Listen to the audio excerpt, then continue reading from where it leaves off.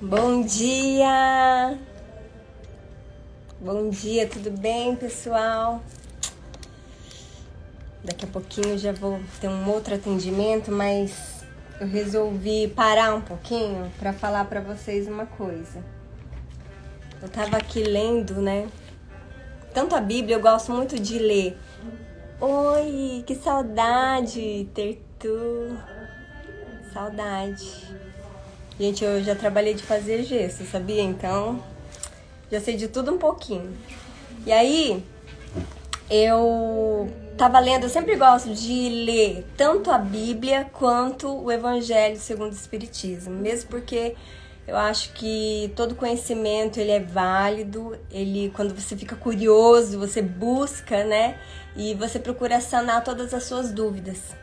Então, isso é muito libertador, porque você substitui todo julgamento por curiosidade. Quando você fica curioso, é quando você aprende, né? Você vai atrás, você busca.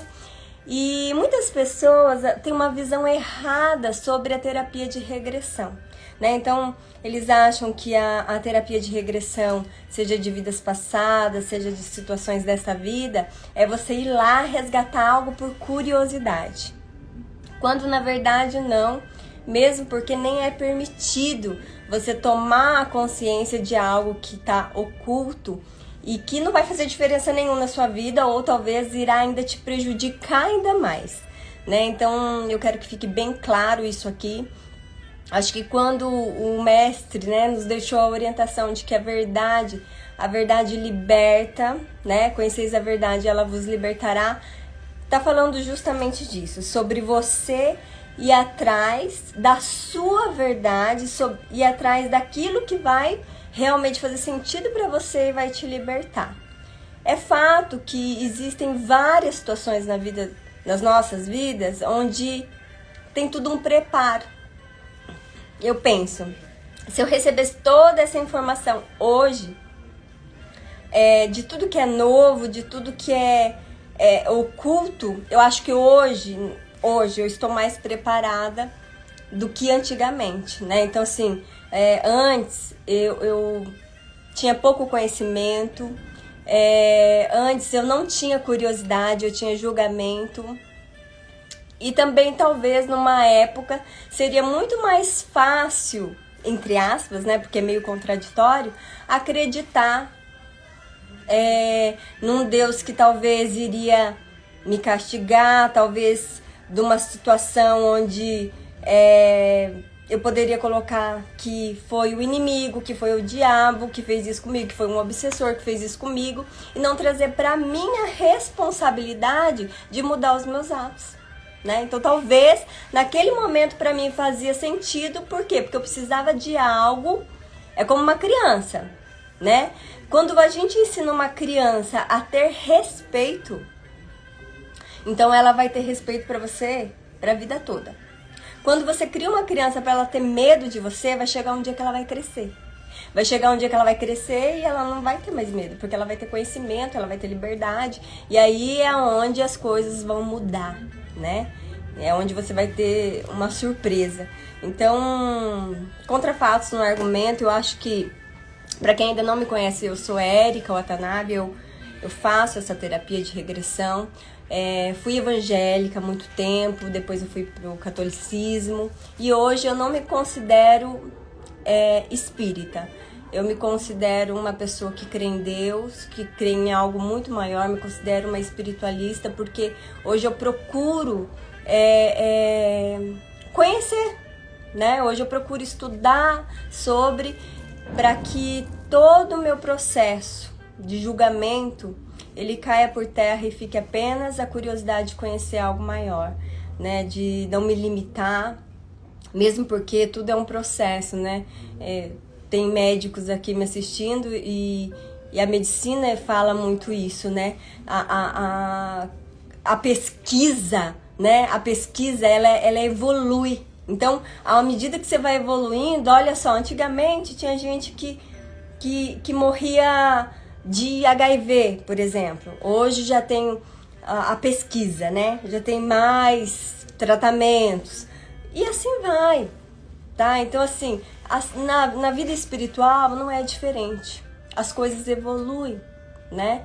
Claro, a palavra de Deus não muda, a palavra de Deus não passa, isso eu creio muito, mas a gente precisa entender a palavra de Deus, porque o que a gente muito vê são interpretações. Interpretações, e tá tudo bem, porque se você está em algum lugar onde você se identificou com essa interpretação, tá certo lá no teu lugar, até que você mude um dia de opinião, tá? Então, o importante é a gente saber respeitar todas as religiões, o importante é a gente saber respeitar sobre uma terapia. Por exemplo, terapia convencional eu não abro mão, eu sempre falo para meus clientes. Tem clientes até que eu posiciono, eu só vou atender você se você for no psiquiatra, se você for num psicólogo. Eu me posiciono em relação a isso porque eu tenho amor à vida, tanto a minha vida quanto a de quem me procura. Então, o meu atendimento é um atendimento sério. Eu não posso falar isso de outras pessoas. Eu tô falando do meu aqui exclusivamente. Eu evito falar qualquer coisa da minha terapia, porque eu acho que tudo que a gente fala gera muita polêmica. Eu acho que a gente abre assim um leque que não vai ajudar as pessoas, né? Mas eu acho que quem passa comigo, quem já entrou em contato comigo sabe que eu não sou uma pessoa que eu vou insistir para você fazer, não, porque eu creio muito na energia, na espiritualidade, eu creio muito que se você chegou aqui é o momento certo e fim, eu vou ser uma facilitadora. Tá, então eu andei vendo aqui no Evangelho segundo o Espiritismo, até anotei aqui, que fala exatamente assim, gente, né? Deixa eu ver se eu acho aqui. Que é na parte que fala: todo aquele que se eleva será rebaixado. Então, vamos lá. Quando fala assim, toda vez que você se eleva será rebaixado, o que tá falando? Tá trazendo pra gente a humildade. Então, o primeiro passo é a gente buscar essa humildade. E quando a gente busca essa humildade, eu posso dar um exemplo aqui, por exemplo, na Bíblia, em Mateus, que fala exatamente assim, olha.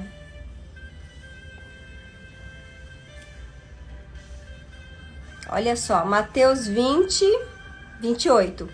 Assim como o Filho do Homem veio, não para ser servido. Olha como isso é forte. Mas para servir e dar sua vida em resgate por uma multidão. Tá falando de Jesus. Então eu fico pensando assim, gente, Jesus que veio aqui para servir e não ser servido. Então acho que quando a gente traz aqui todo aquele que se eleva será rebaixado, ao meu ver, na minha interpretação, está nos trazendo um gatilho aqui para humildade, né? Quantas e quantas vezes a gente acha que Deus é obrigado a fazer coisas por nós?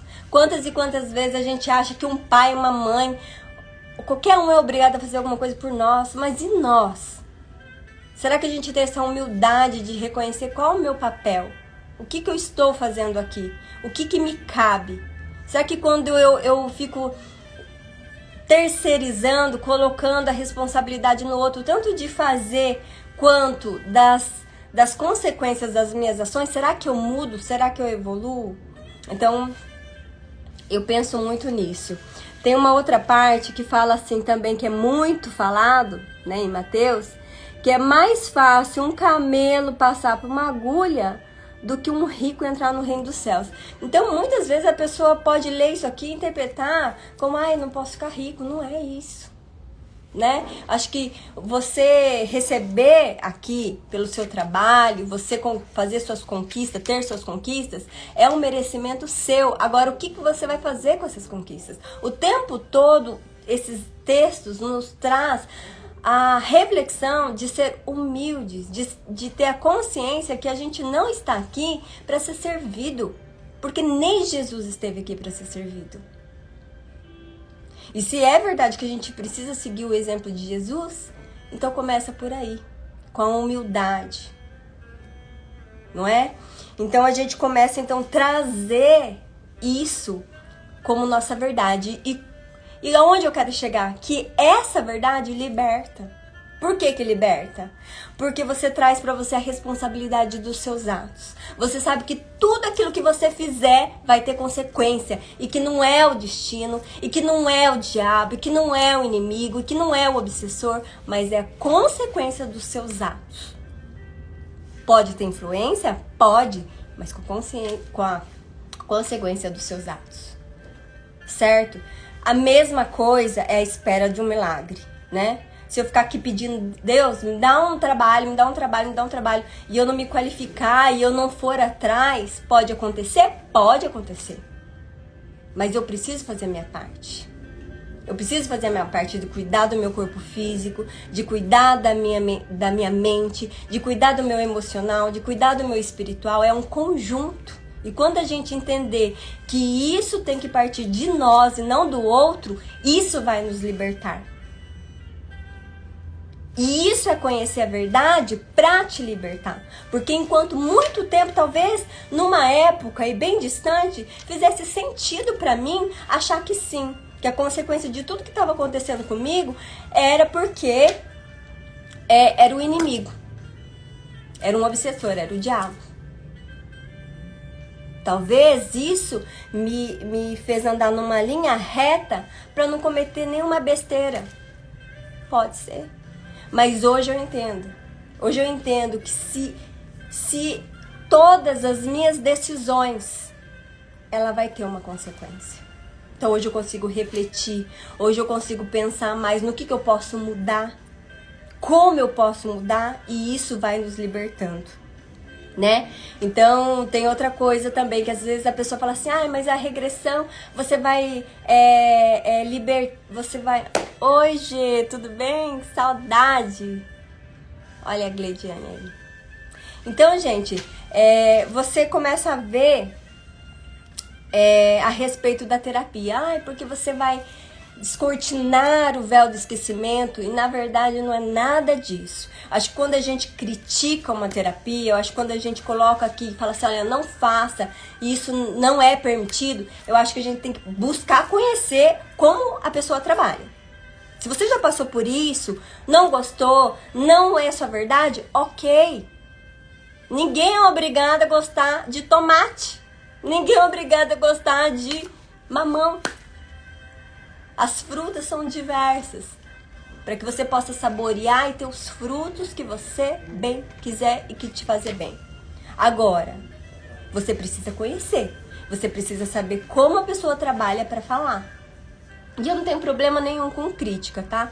Eu tô aqui mais para trazer para você um esclarecimento desse sentido dessa terapia que liberta. Um exemplo, eu tô com um médico aqui, que inclusive eu trabalhei com ele quando eu fazia gesso, para ele saber o tratamento. Eu preciso engessar. Mas eu preciso engessar o quê? A pessoa chega lá com dor. Ela pode estar com dor no braço. Mas ela precisa saber, ela precisa tirar um raio-x. Ela precisa ter conhecimento do que tá quebrado, o que tá doendo, se é um nervo, se é um tendão, se é cirúrgico, se não é, para ela poder tratar. Na terapia de regressão é a mesma coisa. Você não vai vir aqui e vai descobrir tudo, ou vai e não volta mais. Você fica consciente o tempo todo. Eu tô conversando com você. E só vai ser permitido aquilo que seja para sua evolução. Só para sua evolução. Você precisa identificar o seu ponto de dor para você poder tratar, para você poder harmonizar. Você precisa saber o que causou a dor para você poder ter o tratamento certo. Então a gente precisa abrir mais a mente. A gente precisa substituir mais a nível de curiosidade para você buscar do que você julgar. Eu não tenho problema nenhum com julgamento, mas durante muito tempo eu fui muito preconceituosa e durante muito tempo eu não tive resposta. Durante muito tempo eu tive raiva de um Deus. Tive ódio de um Deus que eu achava que não cuidava de mim, um Deus que achava que permitia. Um exemplo, eu tinha é uma doença muito grave, era psoríase no corpo inteiro, E eu lembro uma vez que eu fui num determinado lugar, numa igreja, e o pastor falou pra mim, olha, é macumba no peixe, claro, estava descamando. Então isso é muito perigoso, por quê? Porque dependendo do estado que você esteja, você não está preparada para ouvir aquilo.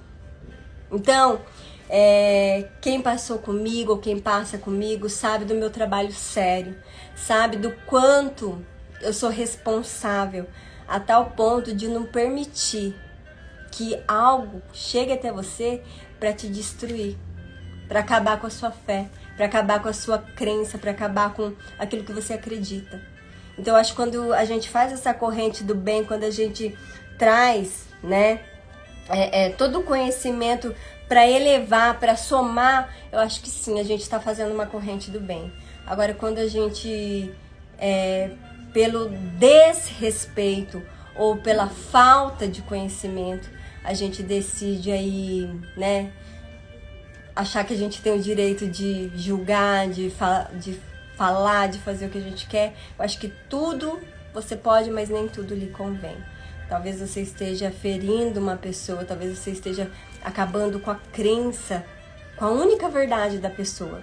E quando uma pessoa chega até mim, eu levo isso muito a sério, porque eu já estive assim. Eu já estive assim, olha, é a última chance que eu vou dar pra mim. É minha última chance. Se eu não alcançar aquilo ali, eu vou tirar minha vida. E eu já tentei algumas vezes. E aí, eu penso, quem chega até mim é um ser humano. É um ser humano que precisa ser acolhido. É um ser humano que precisa ser amado. É um ser humano que precisa ser visto em primeiro lugar e respeitado.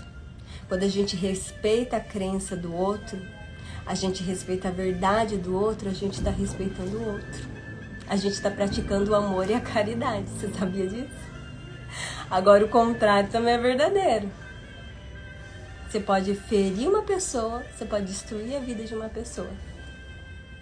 Então, estou trazendo aqui tanto texto do Evangelho segundo o Espiritismo, tanto texto da Bíblia, São Mateus, para que a gente possa refletir mais sobre a humildade, sobre o respeito de servir e não de querer ser servido, sobre o ser humano, né? Sobre a evolução, tá bom?